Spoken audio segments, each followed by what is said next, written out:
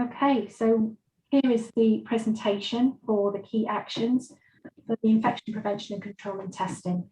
For those of you that don't know me, my name is Julia Bloomfield. I'm an infection control nurse that works at Somerset CCG.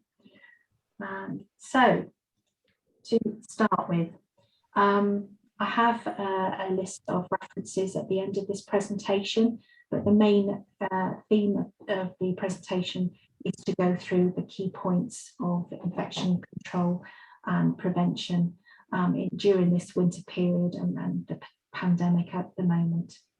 So this information has been taken from NHS England advice and guidance, and there is a whole section on the NHS England website that you can get more information, which is from the Board Assurance Framework.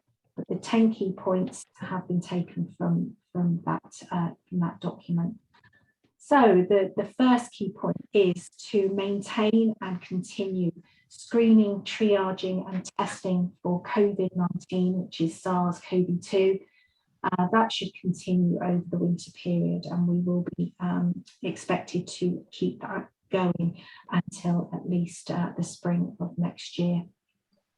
Key point 2 is that staff consistently practice good hand hygiene and decontaminate all high touch points within the surgery, and have systems in place to monitor that.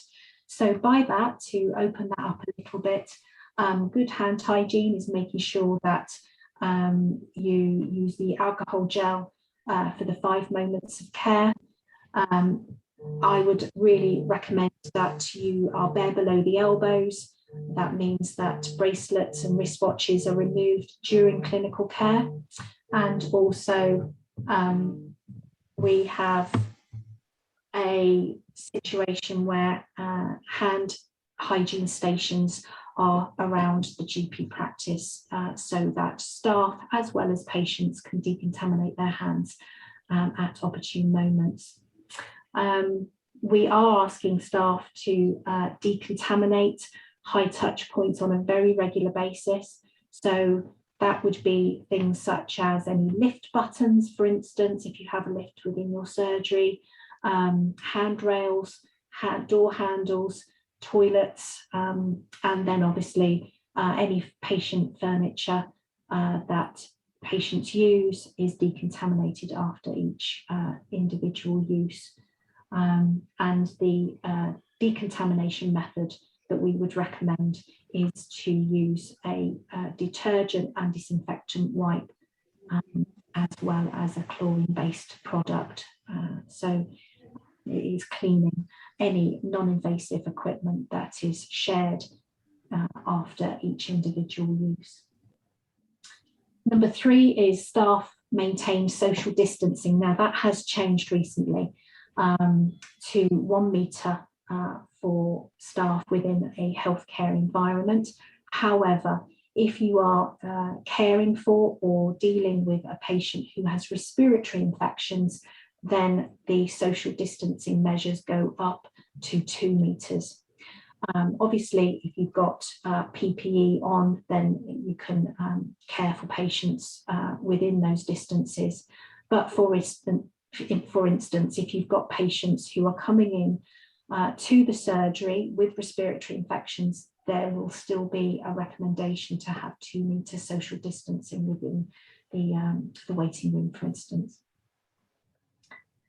So number 4, universal use of face masks for staff, which includes back office staff, administration staff, and well as clinical staff will all expected to wear face masks through the winter period. That will continue.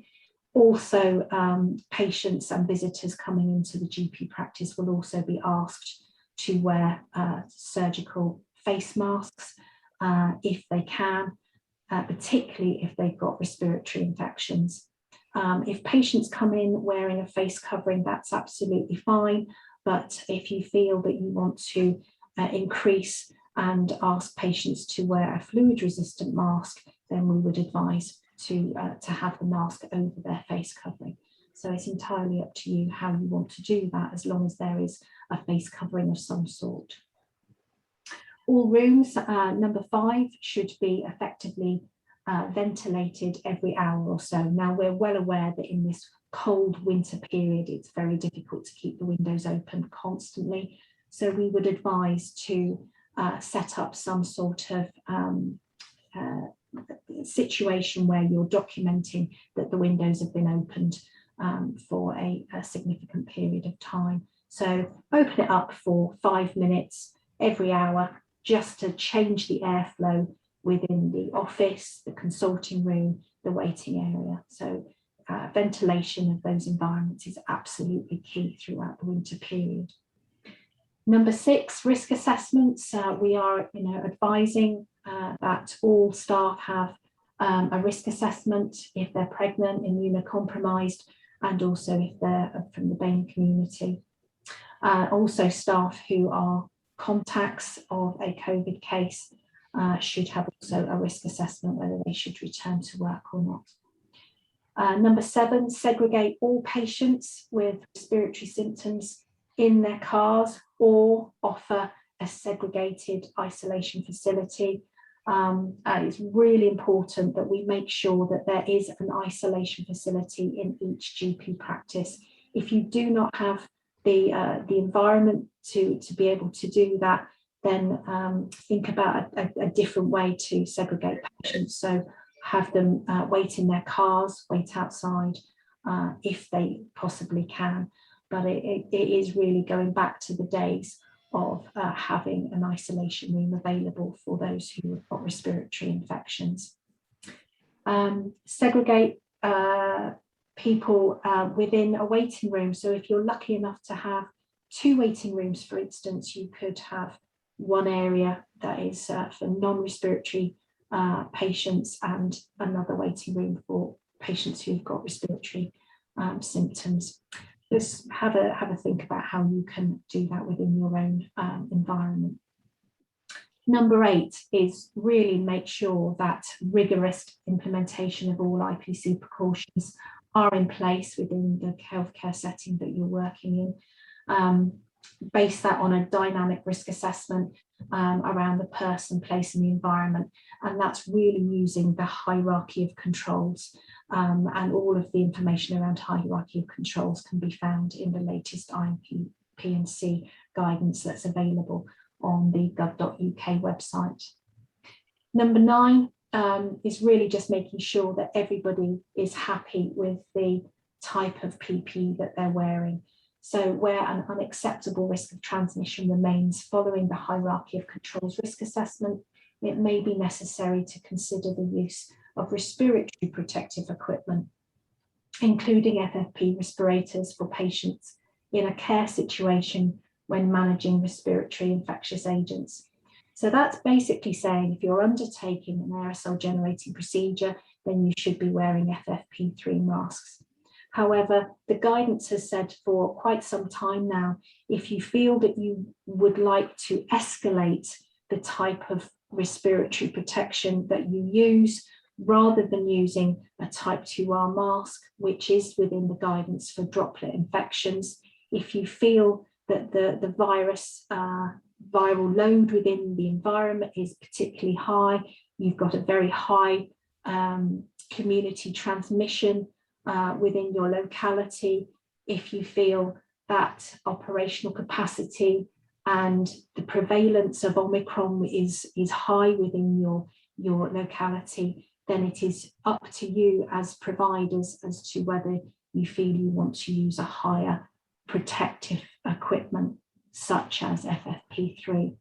Bearing in mind though that the health executive does state that staff would need to get tested if FFP3 masks were to be used. So that would have to be considered within any risk assessment that is undertaken.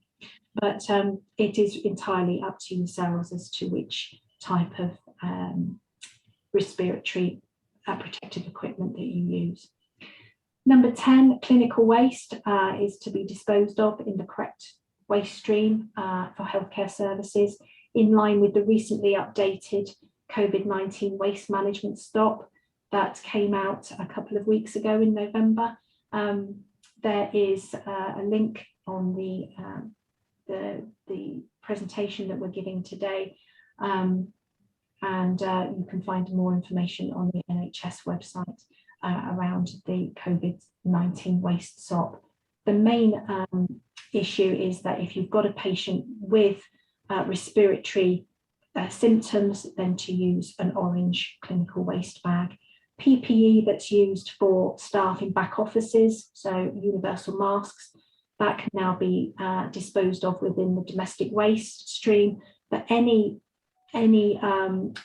face masks that are used within the practice for clinical care, if you feel that the patient that doesn't have an infection, now the PPE can be thrown and disposed of in tiger waste, which is called offensive waste streams. So if you do need to undertake that and have some offensive waste streams, then please contact the CCG contracting team, who can help you and support you in that matter. And then finally, in addition to these measures, staff should continue to test and report their COVID status as part of the staff LFD testing programme to reduce the risk of asymptomatic COVID-19 transmission. Staff should also ensure that they get supplies from a pharmacy or indeed the government website.